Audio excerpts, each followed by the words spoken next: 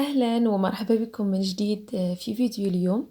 اليوم إن شاء الله غادي نوجدوا الدونالد التقليدية، الدونالد الكلاسيك اللي الشكل ديالها كيجي فحال البيني، يعني فيها ثقب الوسط. وإن شاء الله في الفيديوهات الجاية نوجدوا الدونالدز المعمرين بحشوات مختلفة.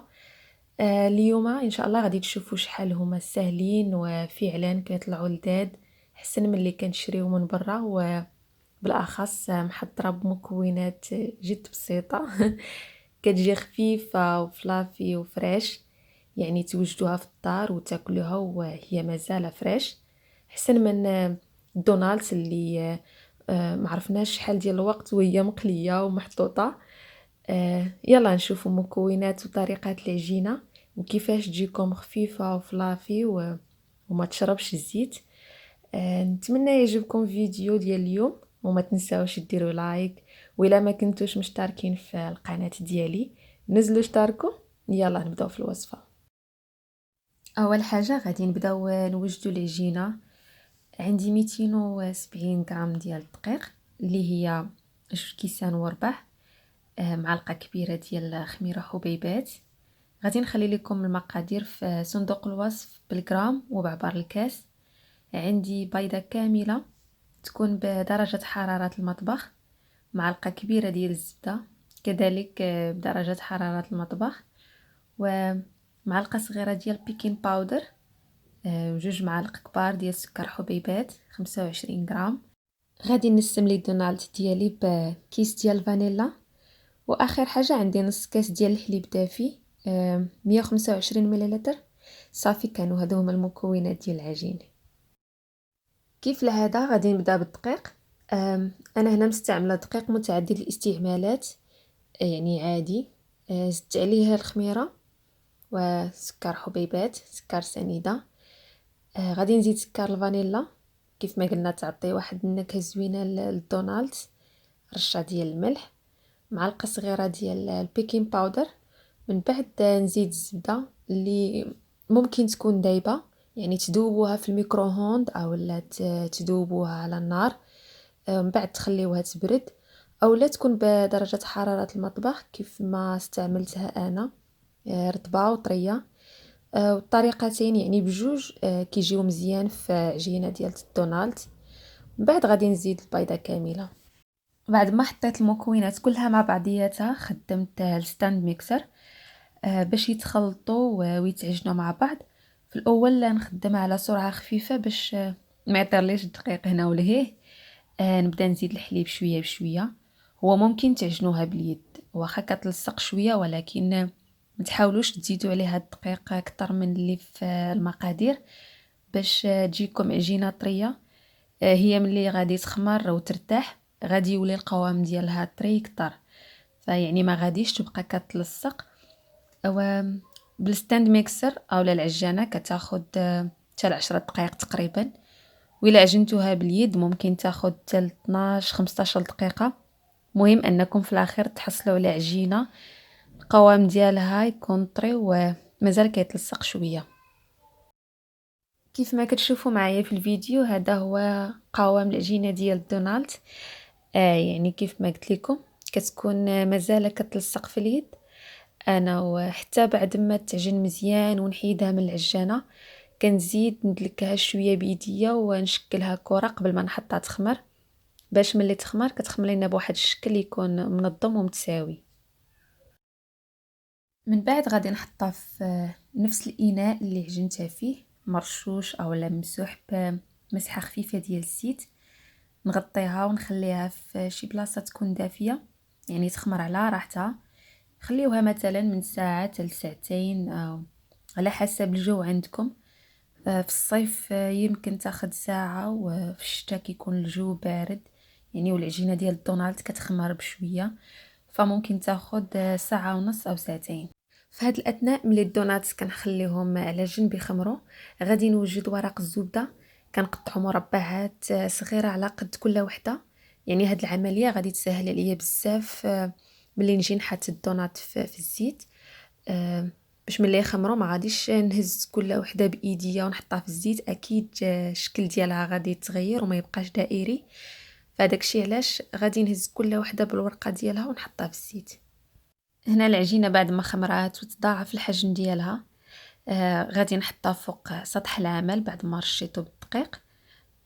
وغادي نطلقها شويه بالدلاك، يعني نحاولوا ما نبسطوهاش بزاف، يعني ما نبسطوهاش رقيق، نخليو العجينه سميكه شويه. السمك ديالها يكون تقريبا 2 سنتيم. غادي نقطعها، انا استعملت هاد القطعه عاديه، ممكن تستعملوا كاس او مزلفه او اي يعني حاجه تكون دائريه والطراف ديالها حادين باش تجيكم دائره اولا الدونات يعني مقاده. وقبل ما نقطع العجينه كنغطس ولا كنغمس يعني القطاعه في شويه ديال الدقيق باش ما تلصق لياش العجينه. صراحه انا استعملت اكبر قطعه عندي. من الاحسن ما تقطعوش الدونات كبار بزاف، لانه اصلا ملي كنحطوها في الزيت كتنفخ شويه، يعني كيتزاد الحجم ديالها. داكشي علاش ما تقطعوهاش كبيره بزاف باش تقدروا تحكموا فيها ملي تجيو تحطوها في الزيت وملي تبغيو تزينوها بشكلات. خديت هاد الغطاء صغير. نتوما خذوا غطاء ديال اي علبه صغيره متوفره عندكم. في الاول غادي نعلم فوق العجينه ديال الدونات، بعد غادي نغطس هذاك الغطاء في شويه ديال الدقيق وندور في هذا الشكل، يعني بحال هكا حتى نتاكد ان داك القرص يعني تفصل على الجزء اللي في الوسط، باش ملي نجي نحيد الزوائد يعني اللي في الطراف ما تخسرش ليا الشكل ديال الدونات. هاد الدوائر اللي كناخدو من الوسط فمن طبيعة الحال ما كنرميوهاش، ممكن نجمعوهم مرة تانية ونقطعوهم على شكل دونات. كيف ممكن اننا نقليوها ويعني وكتكال حتى هي بحال لي دونات، يعني نخليوها تخمر. من بعد ما غادي طيب غادي نفندها في السكر والقرفة كيف غادي تشوفوا معايا في الاخر. كمية ديال العجينة اللي درت اليوم خرجت لي 7 ديال لي دونات. الا بغيتو ديروا اكثر فمن طبيعة الحال غادي تضاعفوا الكمية. كنحط الدونات من بعد ما كنقطعها فوق المربع ديال ورق الزبدة اللي وجدناه من قبل. من بعد غادي نحطهم في واحد الطاوة اللي غادي نغطيهم فيها ونخليهم يخمروا المرة الثانية تقريبا 30 دقيقة ولا ممكن 45، ماشي اكثر. بالنسبه الا كنتو غادي تزينوا لي دونات ديالكم بالسكر والقرفه فمن الاحسن انكم توجدوه ملي يكونوا تيخمروا المره الثانيه. انا كنوجدو لانني غادي نفند فيه الكرات اللي كنت خديت من الوسط ديال الدونات، فمباشره بعد ما غادي يطيبوا غادي نحطهم فيه باش يلصق عليهم السكر والقرفه. كاين الاختيار الثاني اللي هو جليس ديال الدونات. كتاخدوا كاس ديال سكر بودره تزيدوا عليه 2 معالق كبار ديال الحليب، تخلطوهم مزيان. ممكن انكم تضيفوا عليه ملونات غذائيه باش كتحصلوا على يعني الوان مختلفه، ولكن انا بصراحه ما كيعجبنيش. كنفضل نستعمل الكاناش ديال الشكلاط. غير بغيت نشارك معكم، يمكن يعجب ناس اخرين لانه كيتعتبر من الجليس يعني الامريكيه التقليديه اللي كتستعمل مع الدونات دائما. وحتى انه سهل ومتوفر، يعني في حالات ما توفرش معكم الشكلاط ممكن تحضروه وتخدموا به يعني. وحاجه مهمه ان السكر البودره يكون يعني من الاحسن يكون نوعيه جيده، فانا ما غاديش نستعمله، كنفضل طعم الشوكولات. من بعد غادي ناخذ جميله ولا كاسرول تكون غارقه، يعني فاش غادي نقلي الدونات غادي نحتاج كميه ديال الزيت تكون كبيره، لان القلي غادي يكون قلي غزير. نخليو الزيت يسخن. بالنسبه اللي عنده ترمومتر خاص الزيت يوصل درجه حراره 160 مئويه. ف 160 مئويه هي درجه حراره يعني السخونيه ديالها كافيه باش طيب لينا الدونات بلا ما تشرب الزيت، وفي نفس الوقت ما غاديش تحرق لينا من برا ولونها يعني ما يجيش غامق بزاف. كيف ما شفتوا كنحط الدونات يعني بالورقه ديالها في الزيت. مباشره من بعد 30 ثانيه كتبدا الورقه كتفصل يعني بوحديتها على الدونات، وهنا كنقدر نحيدها. غادي نحاول انني ندير بالمعلقه يعني الزيت على الدونات من الفوق باش كتشمع ويجي شكلها زوين من الجهات بجوج. وملي تاخد هاد اللون الزوين والذهبي يعني من جناب كاملين صافي غادي نحيدها من الزيت ونحطها على شي شبكه اولا ورق نشاف باش كتصفى من اي زيت زائد. وكيف قلنا يعني الا كنتو غادي ديروا الدونات ديالكم بالسكر والقرفه فخاصكم تكونوا موجدينه يعني من قبل، باش ملي تجيو تحيدوا الدونات من الزيت غادي تحطوها مباشره فيه، لانه الا بردوا الدونات يعني السكر والقرفه ما غاديش يلصقوا عليها، فضروري يتحطوا في السكر والقرفه وهما مازالين سخان. غادي نفندهم مزيان وغادي نحطهم في طبق التقديم. هنا زينت الدونات بكناش ديال الشكلاط، درت عليه من الفوق رقائق ديال اللوز قبل ما ينشف باش يلصقوا، كذلك بشكلاط بيض هكا درت خطوط من الفوق، وزدت عليه حتى ملونات غذائيه باش نحصل على اشكال مختلفه. زينوها نتوما بالشكل اللي تبغيو.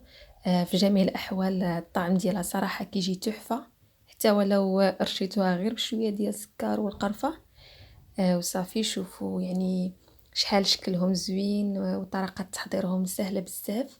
يعني الا تبعتوا المقادير وطريقه التحضير تخيلوا معايا تحطوا هاد الشكيلات زوينه للضيوف ديالكم او لا تاخذوهم معكم الا غادي تزوروا شي حد، يعني ما تحتاجوش تشريوهم من برا، ممكن توجدوهم في الدار.